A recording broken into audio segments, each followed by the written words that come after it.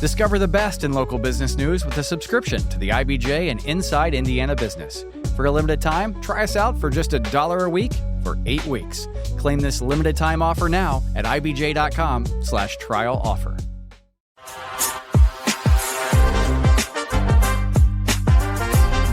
Kristen, Dane.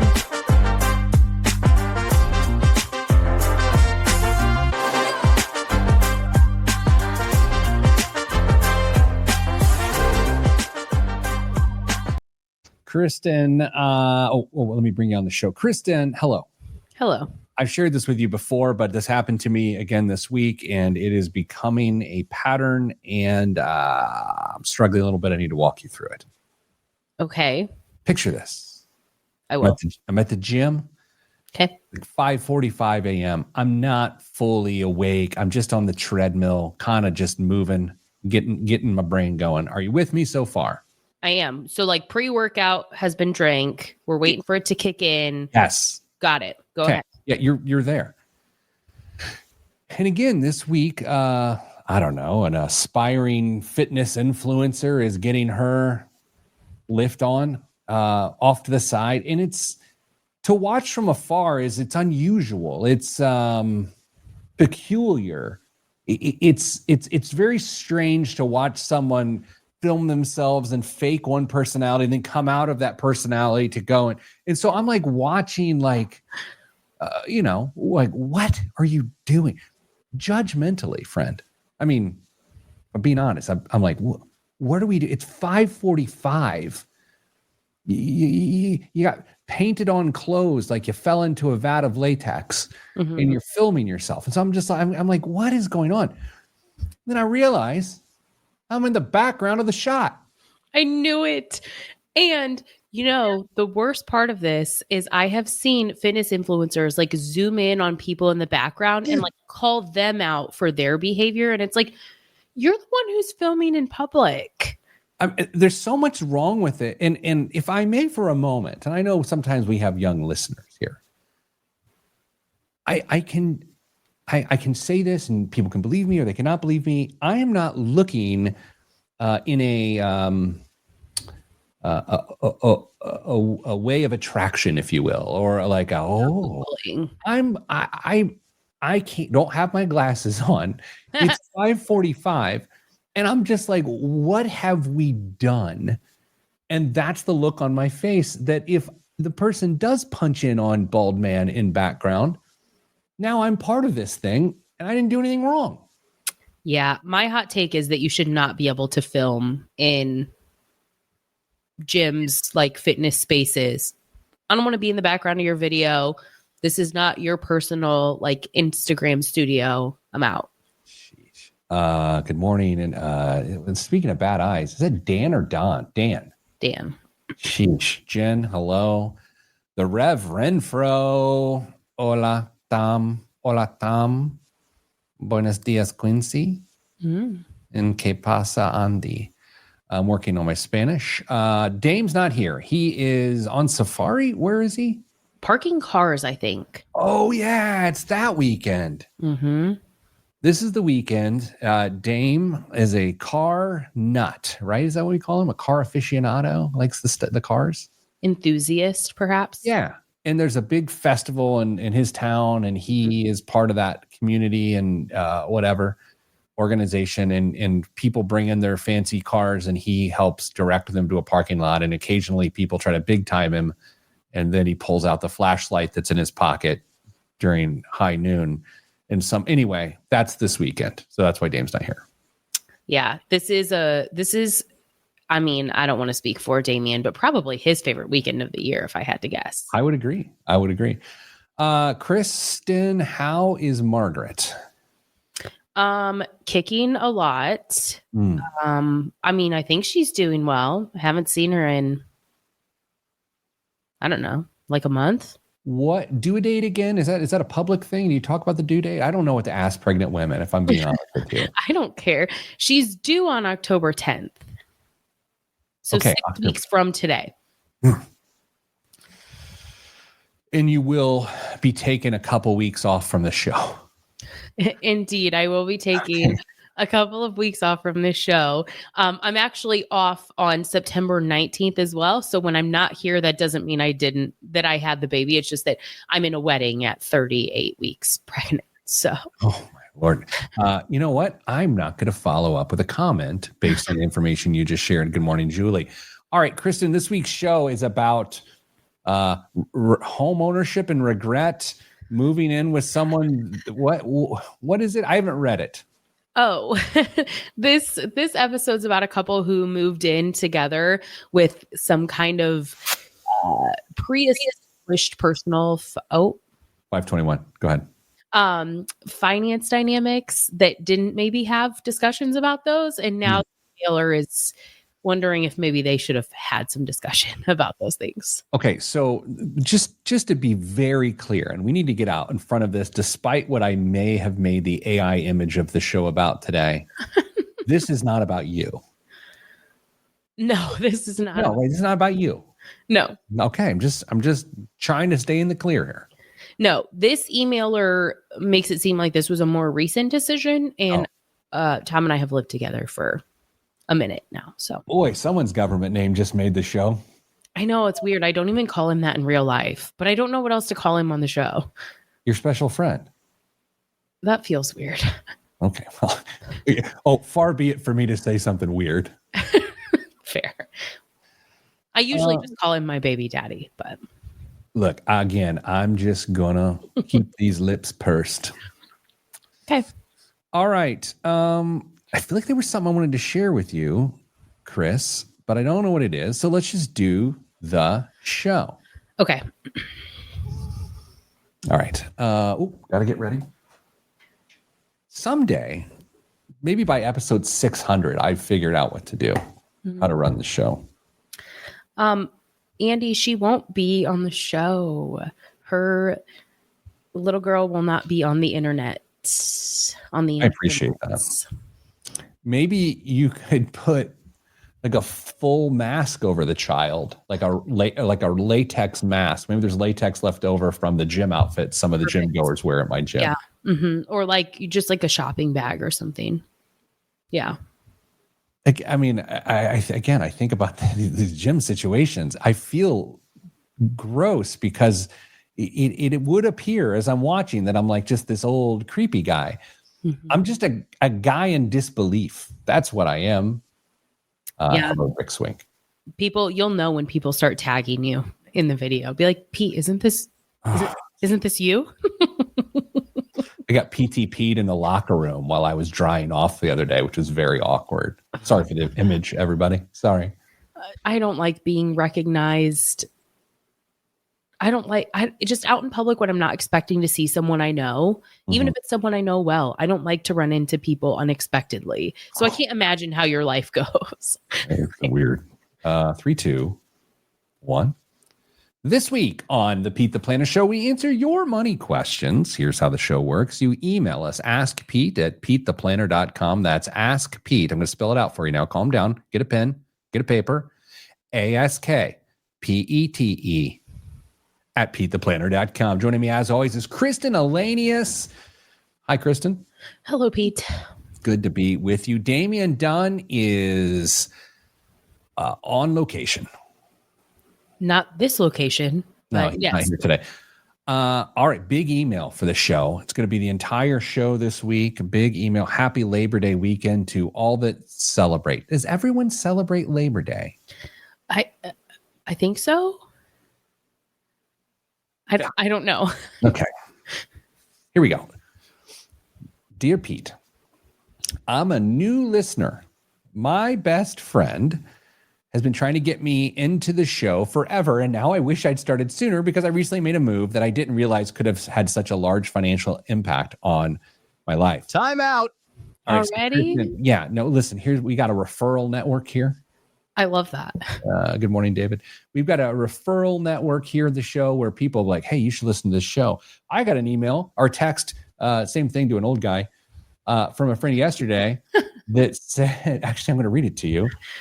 He referred someone to our show. I love that. And the person says, he sent me a screenshot of the conversation. He seems much more relatable than Susie Orman, which again, it's not a contest, but I think this is how the show grows. Anyway, back into the email. Here's the deal. I moved in with my partner last year who owns our house and has lived there for nearly 10 years. Our relationship isn't casual and we're planning to elope soon. Time out. You're burning through them, but okay. I know. Here's the thing, Chris. I've been married for 25 years. I dated my wife for 4 years prior to that. So almost 30 years of off the market. Mm-hmm, mm-hmm. Our relationship isn't casual. Can you help me? What does that mean? They don't wear khakis? It's exactly what it means. I think it's pretty common for people my age, maybe even younger, to move in with someone, even if they're not totally sure that the relationship's going to end in marriage. I know lots of people that have lived with a significant other that then the relationship didn't progress. Can we talk about that during the break and just like a moment of, I have questions, non-judgmental questions. I'm just not anyway, continuing on. Okay. And we're planning to elope soon. So I felt comfortable with the move at the time, but now I'm worried that we should have done a few things financially before I moved in. Here are more details that you might or might not want. Time out. That's my favorite part of this whole email, because people don't know what to do about the fact that every episode, Damien and I complain that we don't have enough information, and you complain that the email takes too long to read. Well, here's the funny thing about this as I look through the rest of the email, which I have not read yet. Oh, I don't see a single number. So they're talking about details. I don't see a single number. I need numbers, Queen. Here we go. There's a bit of an age gap between us, and while I earn more currently, they've had more working years to build savings and buy property. I don't own anything major, and we've never really combined finances or talked much about how to. I don't pay the mortgage or the bills. They were already in their name, but I pitch in for everyday stuff like groceries or going out. But it's very casual. Time out. You're out. I'm out of timeouts, but here's what I got in, like, is casual a thing? Like, I hear casual, and again, I'm like, it's a bad golf shirt and khakis, but the kids are talking cash these days, huh? I think that's a really commonly used word. Is it? Yes.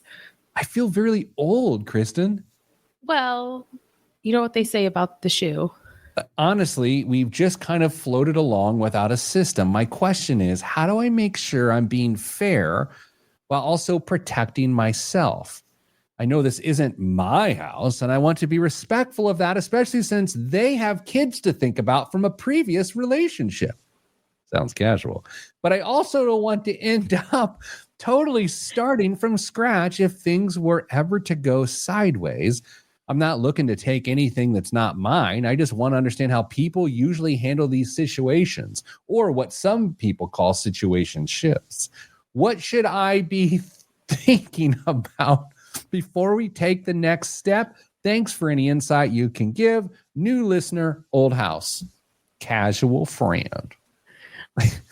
First of all, two things.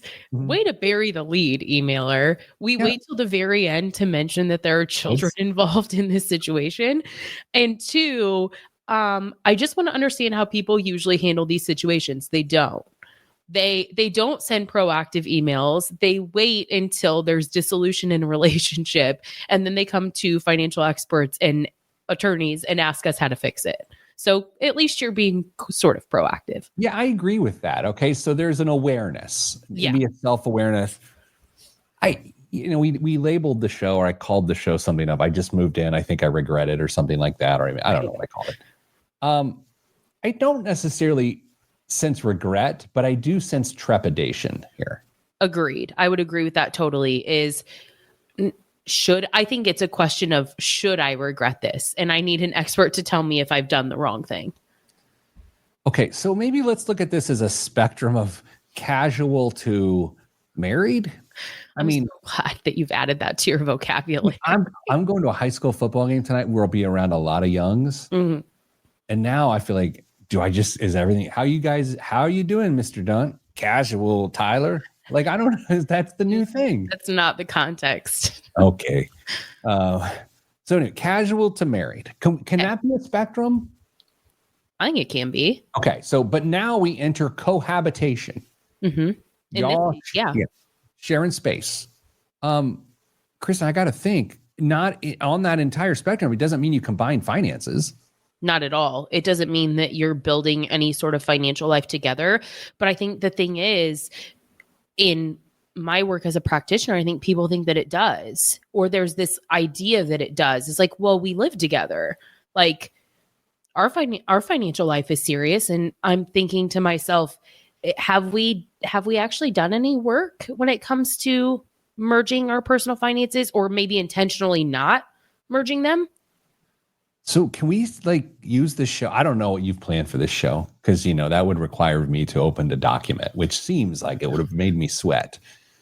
Can we like put together some ground rules of how to do this today? Yeah, that was kind of what I had outlined in the second segment. So that's a great idea, Pete. I love that. Man, I am good at this. But what won't work is not talking about this as a couple, whether you're casual and or betrothed. 100%. And the reason for that is because I shouldn't say no one, I guess there's exceptions to every rule, but people who are in serious or committed relationships aren't in those relationships like thinking that they're going to end. I don't think people get married thinking they're going to get divorced. This couple is moving in together, not thinking that they might break up someday. But the reality is there's no better time to plan for those what ifs than when you're in such a good place. And you're never going to be more agreeable than in this, what might arguably be a honeymoon phase of your relationship and your personal financial health. Here's another idea that occurs to me with this. The person mentions they make more money, right? Or the emailer. As somehow dollars equal votes, more dollars equals more votes or more power. That's interesting because I didn't read it that way, but that's a really good point. And so that's a little bit of a challenge here. It's a 50-50 discussion, even though the assets and income could be different. And we're going to talk about that next. So moved in together, what are the financial rules you can put in place so it doesn't end up less casual in the long run? I'm Pete the Planner, and this is the Pete the Planner Show. This portion of the program is brought to you by my lifesaver. That's right, Herculean Meal Prep. Listen, friends, I'm a busy chief executive. I'm a very busy person, to be honest with you. I have time to walk to the kitchenette that is in our office. I have time to reach my grubby hand in the freezer. I have time to look at my Herculean meal prep options for the day. And I have time to open the microwave and put 3 minutes and 45 seconds on the timer. When that meal comes out, I'm eating something delicious. It is going to be unbelievable. And here's what it's going to be. It's going to be nutritious. It wouldn't have costed me a lot of money. And it's going to be delicious. And so that's why I encourage you to go to HerculeanMealPrep.com. They will ship frozen to your house. It is frozen. It is frozen. So you can keep it in your freezer forever and just pull it out when you want it. This past weekend at my house, my 13-year-old son said, "Can I have one of your fancy meals?" Because they looked that good for a 13-year-old. And I said, "No. Have a peanut butter sandwich." Anyway, HerculeanMealPrep.com through August 31st. They're still participating in Devour Indie. You can get 3 meals for $20. Tell them Pete the Planner sent you and watch the store clerk say, "Oh, HerculeanMealPrep.com." How's that for a commercial? Loved it. All of that is true. Ted was like, can I have one of those? No, you can't have that. No. No. I mean, he's a protein guy like me. Julie does bring up a good point here. I love that Pete names the show before taping it as the person who contributes the least to the show prep. Yeah. Yeah, Damon and I love that too, Julie. That's how it works around here. Indeed. Chris, I might be getting more organized here soon. We got some final rounds of interviews for Oh, That- because you're outsourcing it, not because you're improving your skills. Got it. No, look, I'm living in my zone of genius, and I'm outsourcing maybe my blind spots. So we might have an executive assistant in these halls here soon. Good deal. Know what you're good at. Know your weaknesses. Yeah. Oh, sure. Okay, can we talk the casual thing real quick? I suppose. Okay, you said there are situations, I think this is what you said. And can I just ask for a lot of grace here from everyone? Because you're old and have been married since you were a child, as you like to say. Yes. Okay, so like I'm just being honest. I'm not poking. I just don't understand. I really don't. Okay. So you say there are situations in where it's just casual and people just choose to cohabitate together, even though it's not necessarily serious. Did I hear that right? I don't know that it's about casual versus serious, but like there's levels of seriousness. Like I definitely know of people who've lived together who hadn't yet had conversations about getting married. Okay, let's say that part again. You've known people who've lived together who have not necessarily discussed getting married. Okay, that's fair. Yeah. Like I don't think that means that it's not that their relationship couldn't get to that point, but it's like we haven't defined that level of seriousness. But it's again, man, I mean, I feel like a real dummy, but I'm just being honest. So it's like I'm old, like a test drive the relationship sort of thing. Yeah. Are we compatible if we have to spend like an ungodly amount of time together? Because if you try to do it like, oh, we went on vacation together for a week, it's an unnatural environment. There's clean towels, right? It's the clean towels. It's exactly it. And no dishes. Yeah. How common is this these days? People are getting married later, if they're getting married at all. I think that I don't know how common it is, but I think it's a lot more socially acceptable to, like, to your point, let's make sure we can live together before we agree that we want to spend forever together.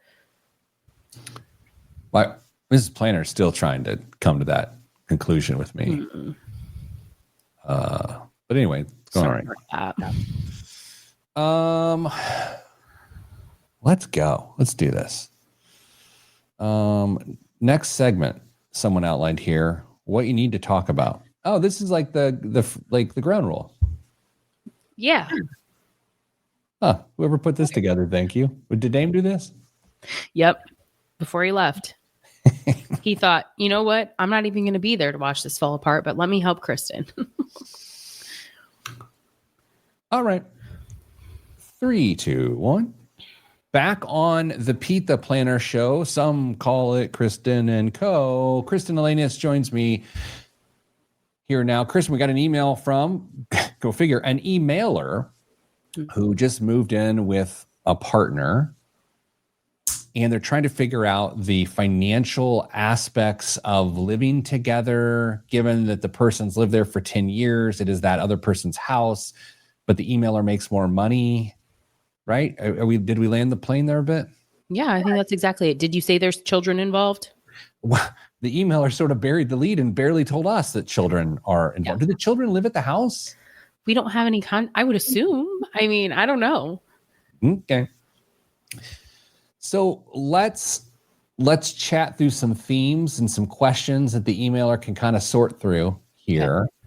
Okay. Can we start with the ownership of the house? Because if you're going to talk about fairness, the other party, the non-emailer, this person does not have access to email by law. I don't know. They own the home. So right. They feel that they've got to have, there's a lot of skin in the game. And do they not call the shots? God, that's so hard though, because for most American households, your home is one of it is like the biggest asset. It's the biggest payment that you're going to have. So not only is it this person's largest bill, but it's also likely the largest item on their balance sheet. And how is that fair or equitable to either party for it to maintain being owned by the original cohabitant of the home? Is there a scenario in which, again, you know these things, I do not, Is there a situation in which our emailer, if these people got married, they'd put the emailer on the house when they have to refinance to do that? They would have to refinance to do Oh. that. I know. And the other thing about that too is I don't know that that's fair because they weren't a contributor to whatever equity exists to this point. So like, do I get to come in and say, okay, like this is half my house now?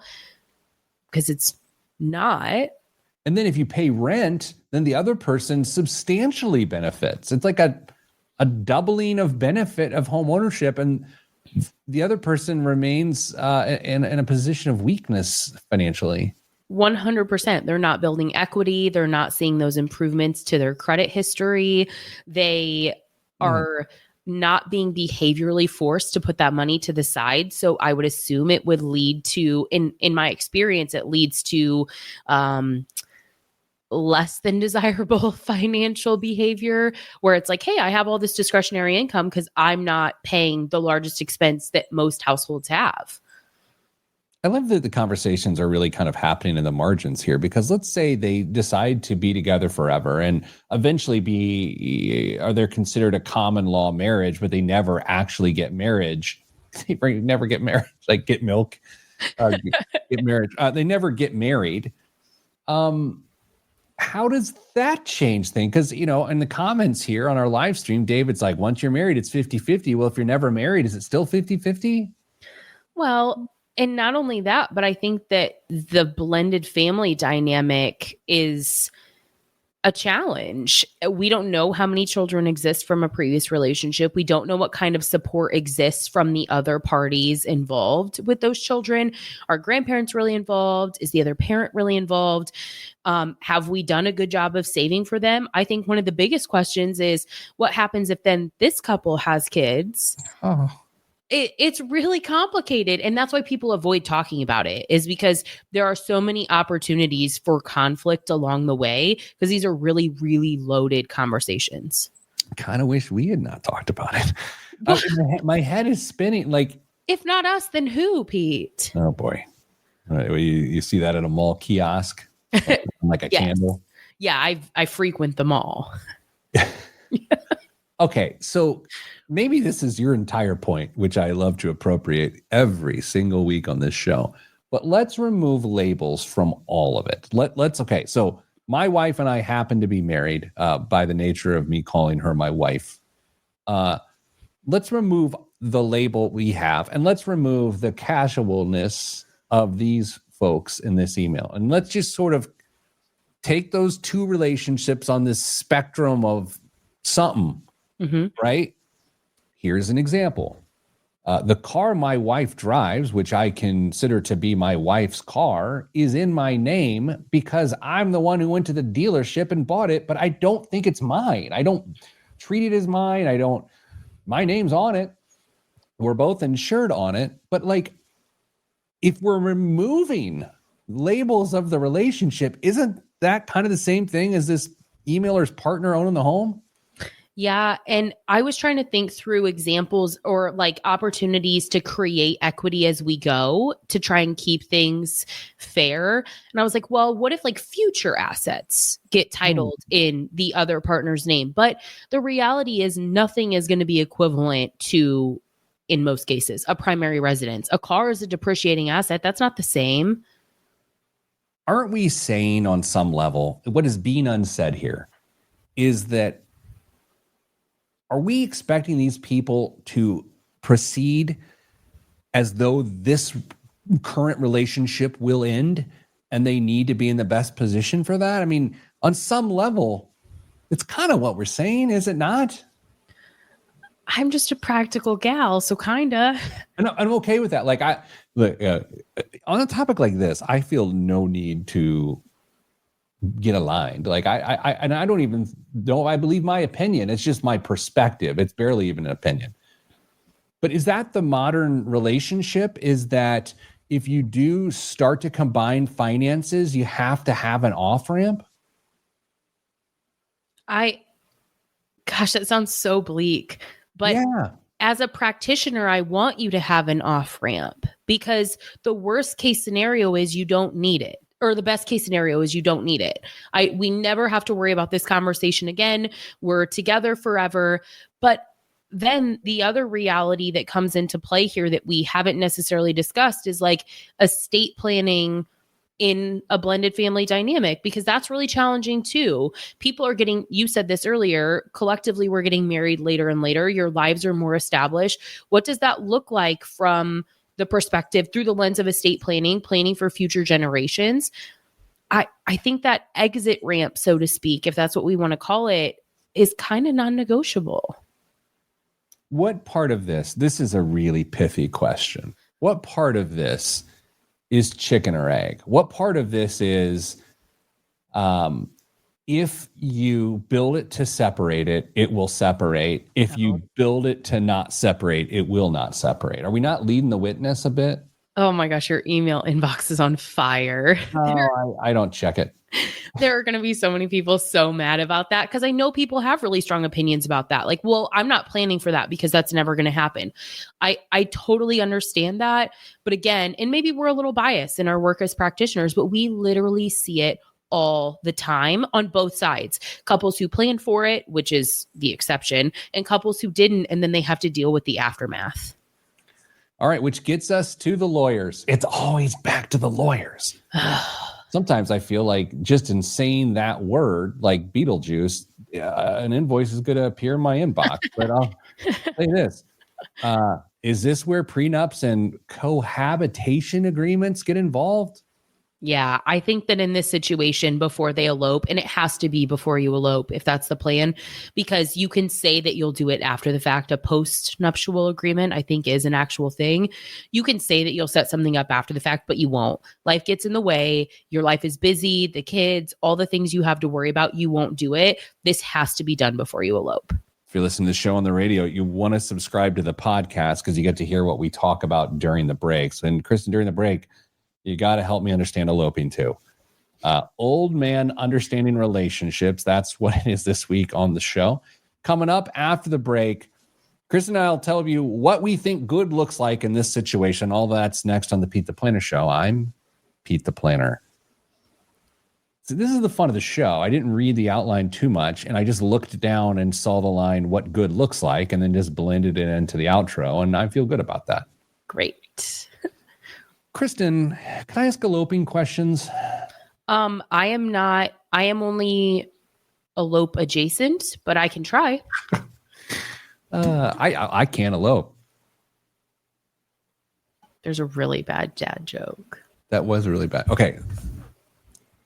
Yeah, you know what? David is so right. So sad Dame isn't here this week with this topic. I feel like he would be getting sassy. Indeed, yes. I mean, I'm holding back. So, okay. Why do people elope? I think people elope because the wedding industry is out of control. Okay. So, am I hearing cost saving? I would say cost, but I think there's also a family dynamic associated with that.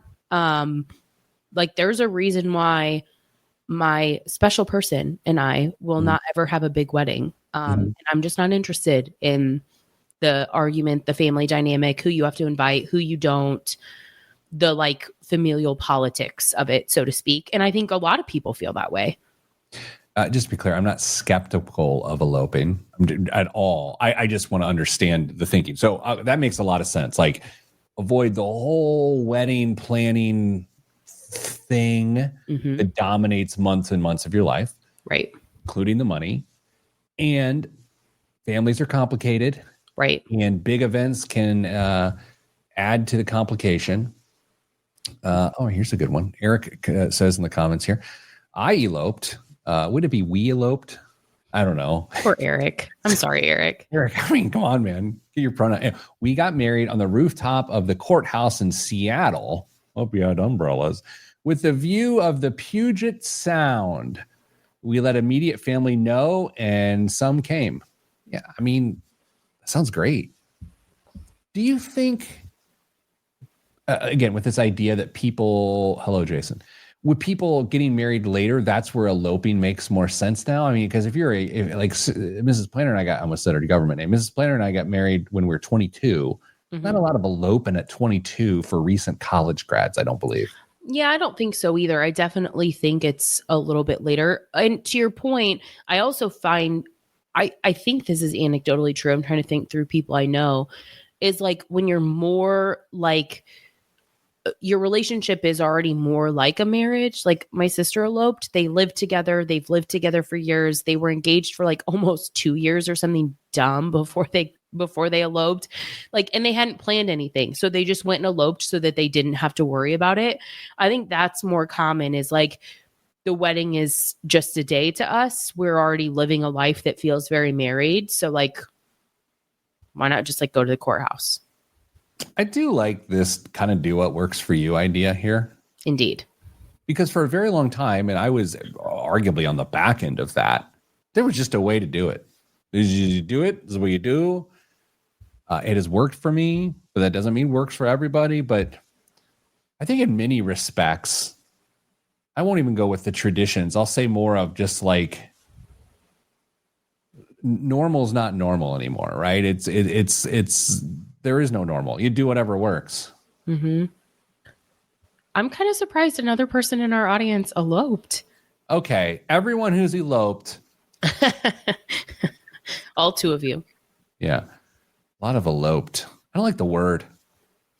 Yeah, the word is kind of interesting. I see elote, like the Mexican street corn, and I get and then you get disappointed. Yeah. Speaking of, for Herculean lunch today, I do have sweet corn chicken, which is like a street.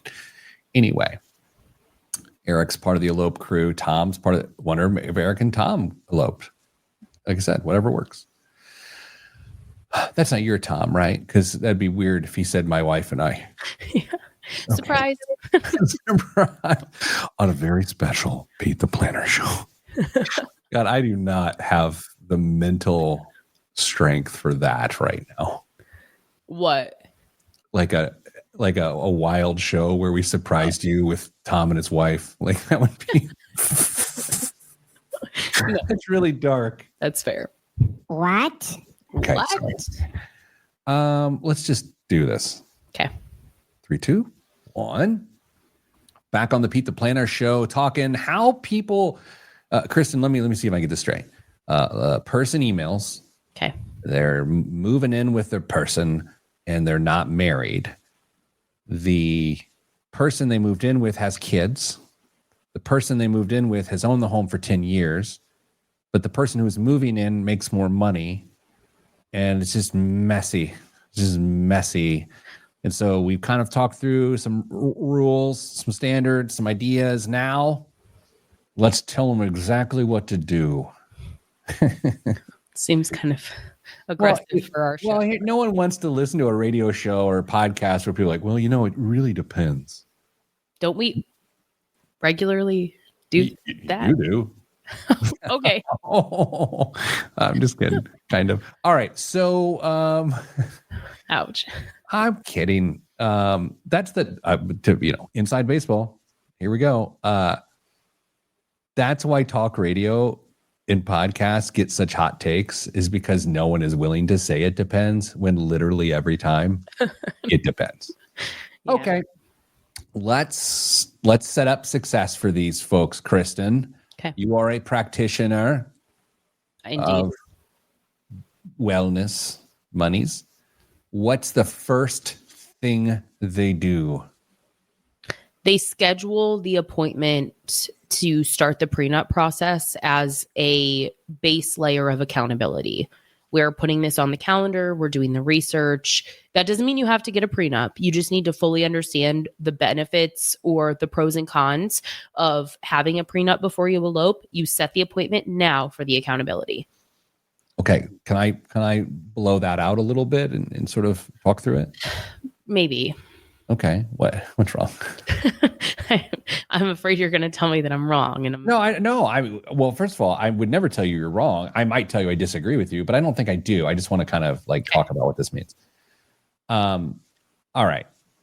So this couple has moved in together. They plan on eloping. Did they say they're definitely eloping, or do they say they've talked about eloping? Where did they I go? think it says that's the plan. Yeah, planning to elope soon. Okay, cool. Okay, so far I like where you're going.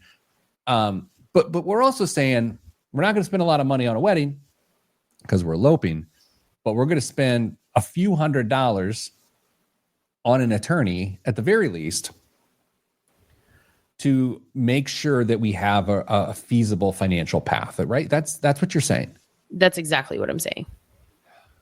I kind of don't hate it. I kind of don't hate it, right? Because if they don't do that, the risk of things getting dumb is pretty high. It is, especially because it sounds like to this point, they've not had a lot of money conversations.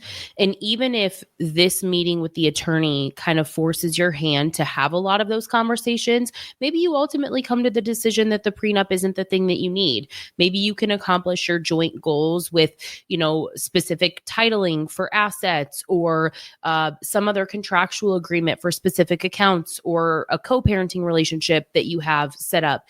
There's other ways to accomplish your goals, but that accountability likely forces those conversations. And I think at this point, you kind of need it. You go through the risk reward pros and cons T-chart of this all. If you go and spend $1,000 on a prenup, whatever, I don't know. That is the worst part of the prenup.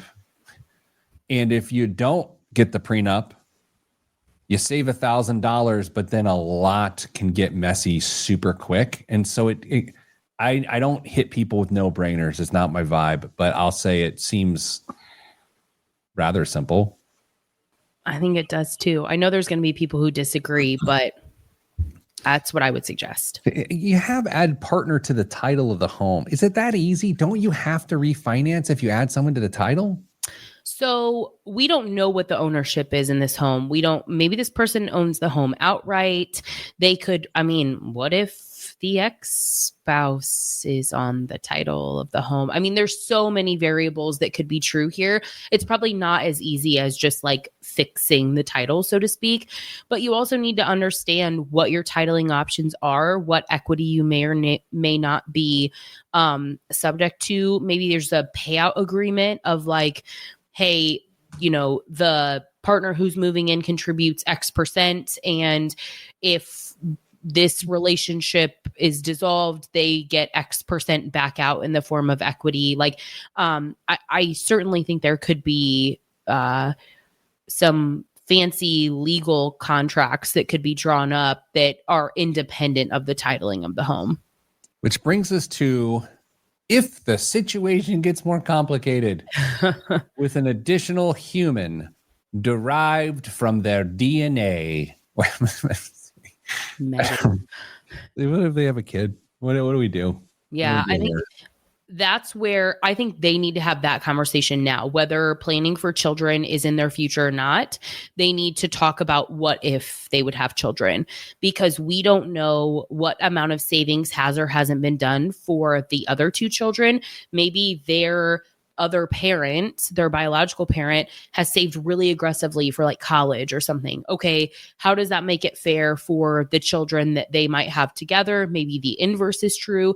The emailer made it a point to say that they earn more. So would they feel like the savings for their biological child should be prioritized over their stepchildren should they get married? I think they need to have those conversations before as well.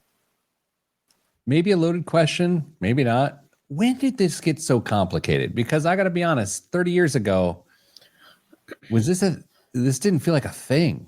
Maybe it was, but the situation you've just painted, and we've been talking about this entire episode, you kind of see it all the time. But what's happening? Because this is complicated. There's so much that can go so wrong.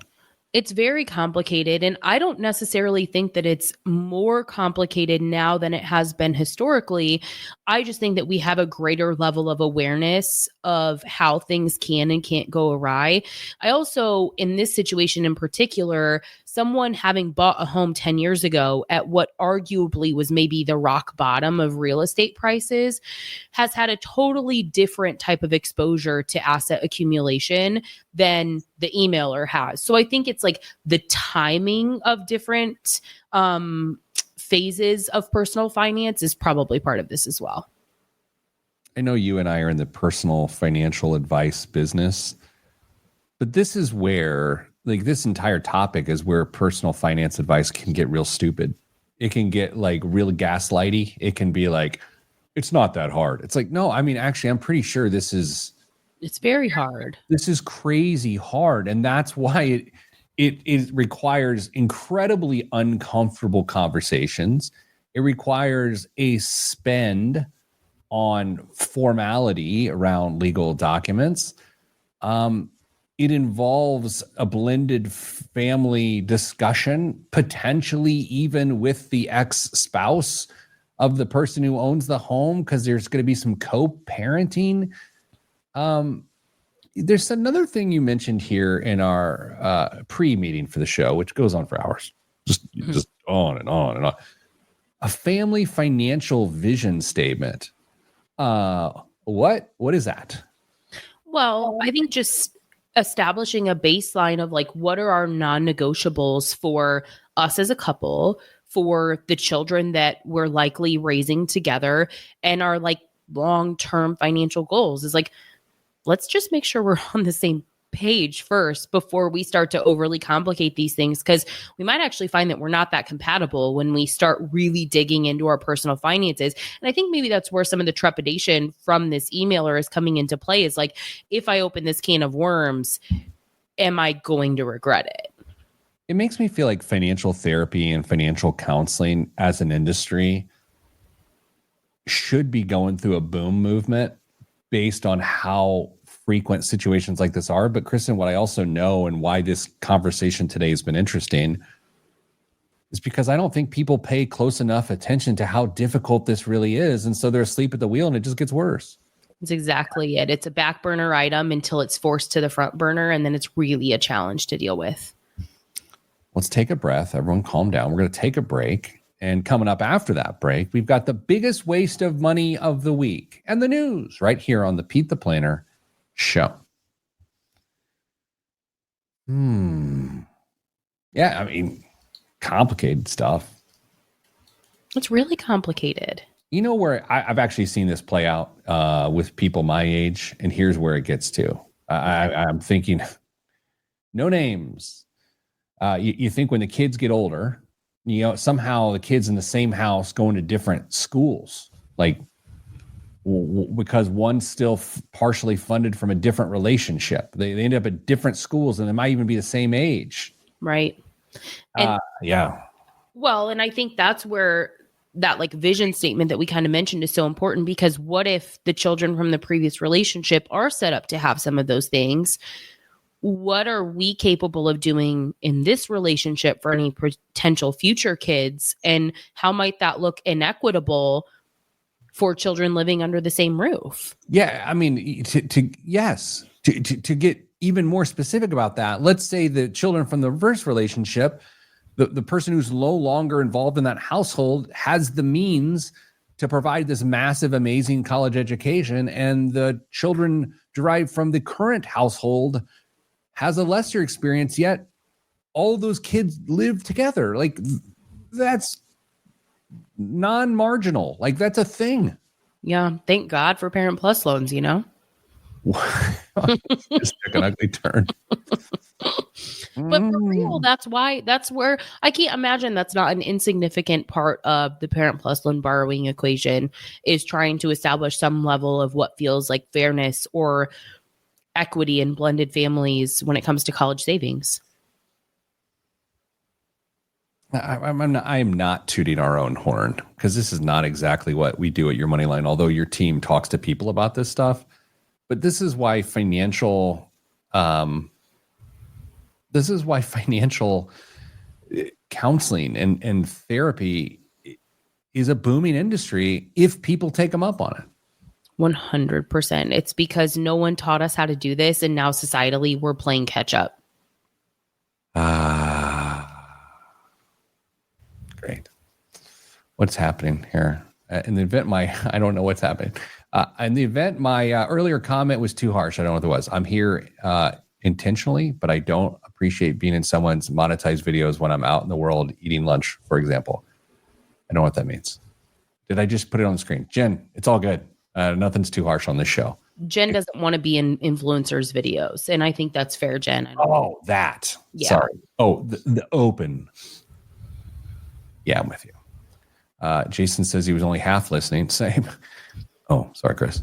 My takeaway from this conversation is that I should get a Parent Plus loan. Ding, ding, ding. And Kristen is an influencer.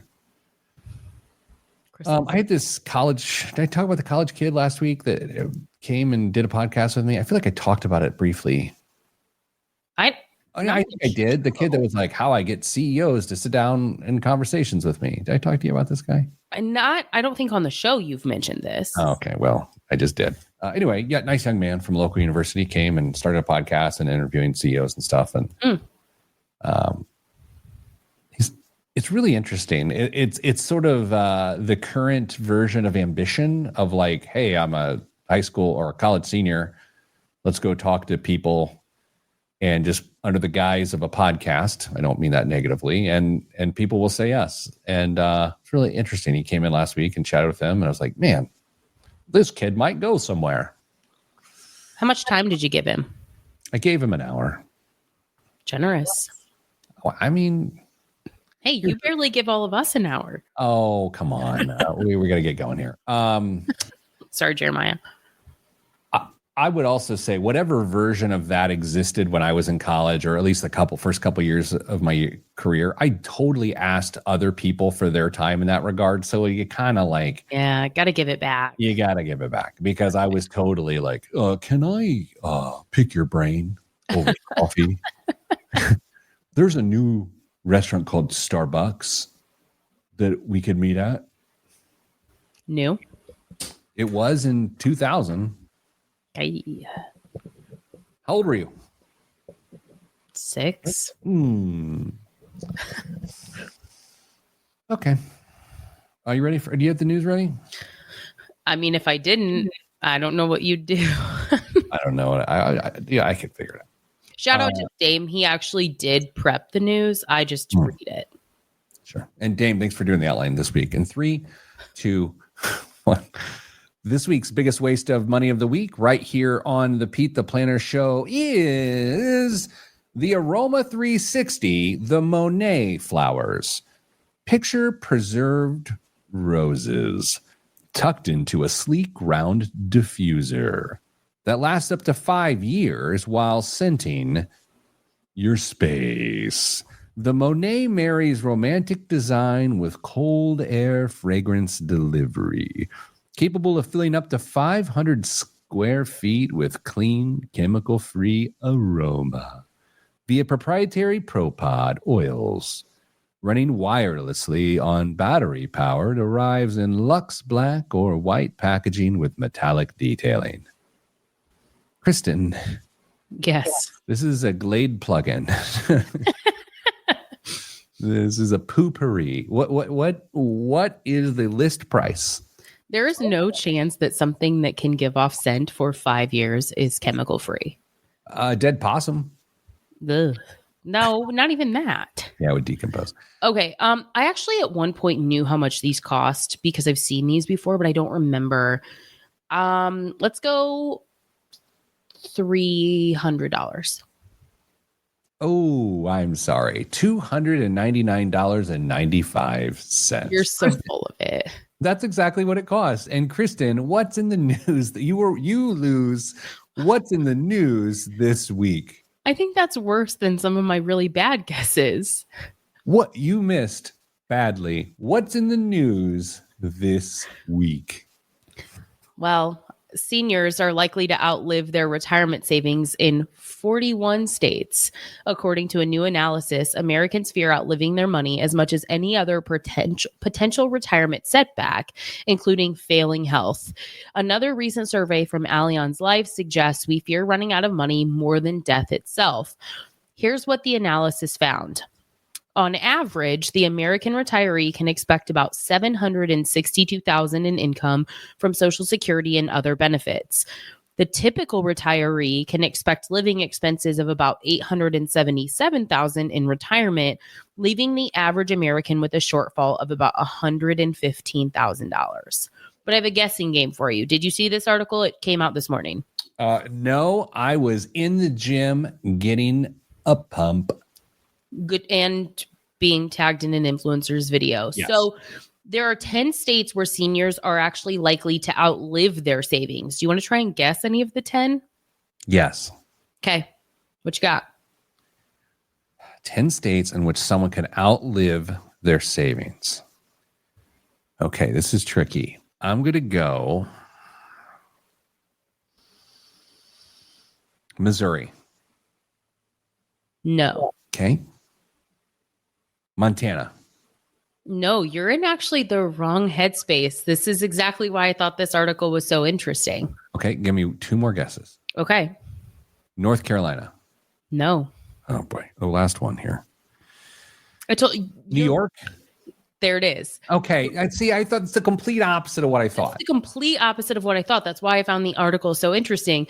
The average senior can expect about 1.1 million in expenses and 670,000 in income over a retirement lifespan with, wait a minute. Uh-oh. Likely to outlive their savings. That's not, you and I were thinking about it through the wrong lens. Wait, no. It's New York, but the projected shortfall is $448,000. Good story, Chris. Well, you'll have that. Do you want to guess any of the other states? Of which people struggle? Yeah. Okay. So I thought of it the wrong way. You thought of it the wrong way. We're in the same boat. Connecticut. Mm-hmm. Now you're on it. Yeah. I'm dialed. Vermont, Massachusetts, California, Hawaii. Yeah. Okay.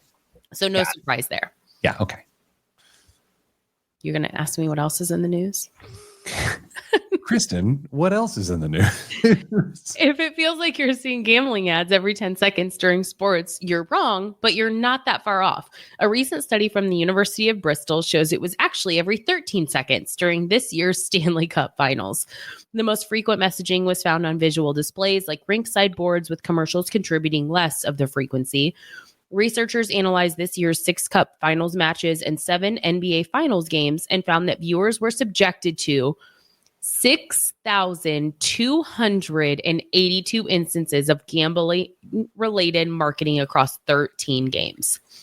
That is fascinating.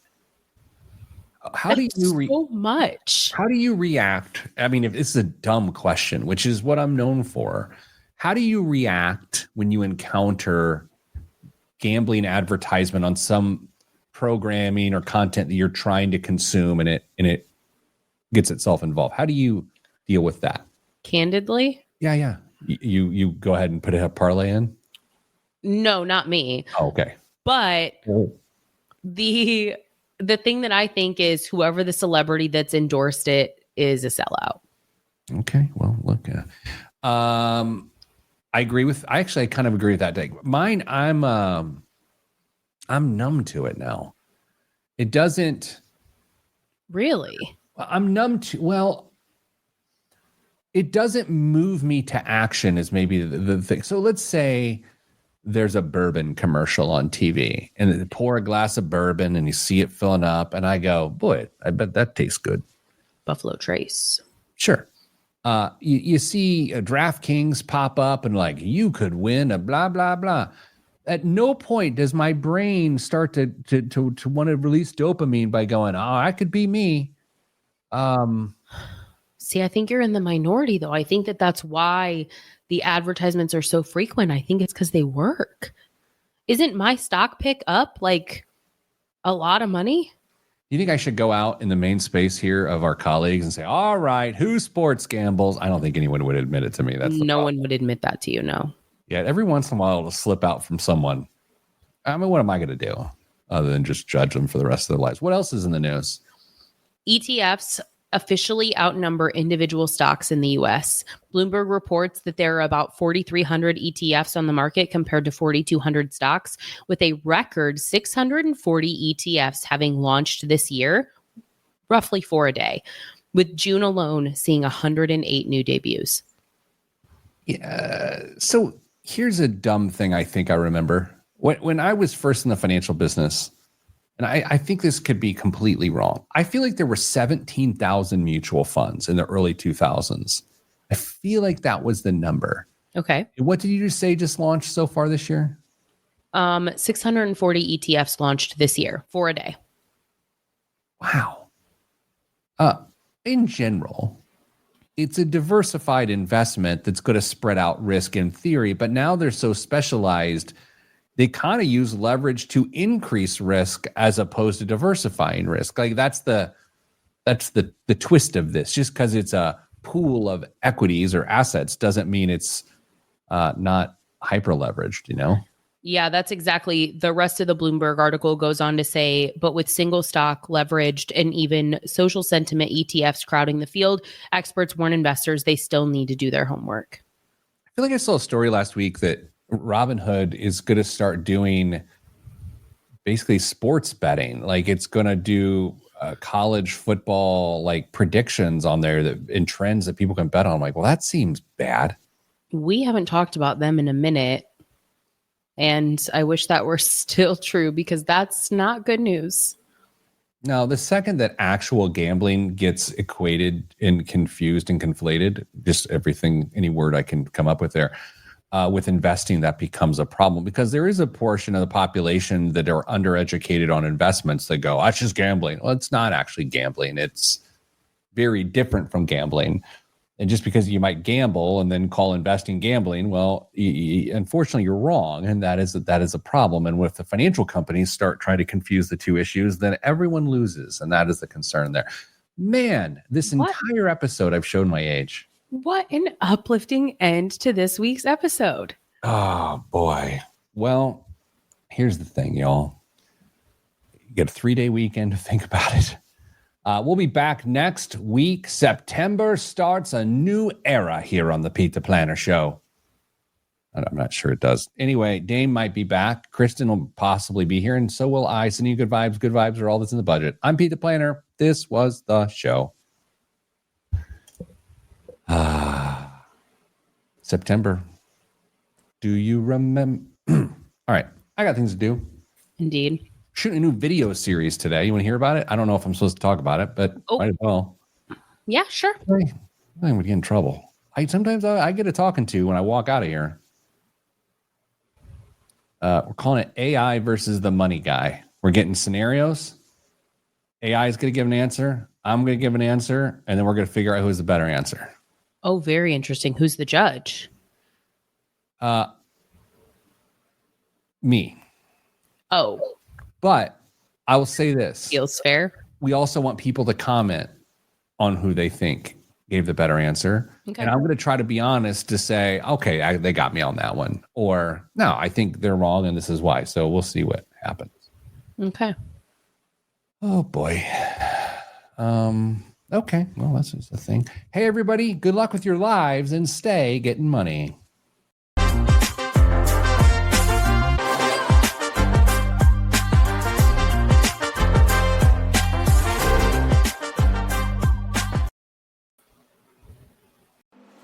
Indiana's biggest names, their most personal stories. The Business and Beyond podcast brings you one-on-one conversations with the state's top leaders in business, sports, politics, and culture. If you want to know what makes Indiana tick, this is your show. Subscribe and listen wherever you get your podcasts or at ibjpodcasts.com.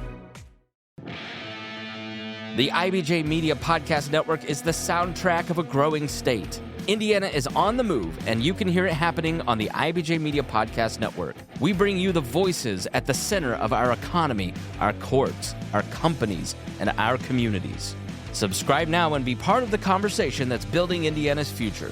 Find all of our shows by searching IBJ Media in your podcast app or visit ibjpodcasts.com.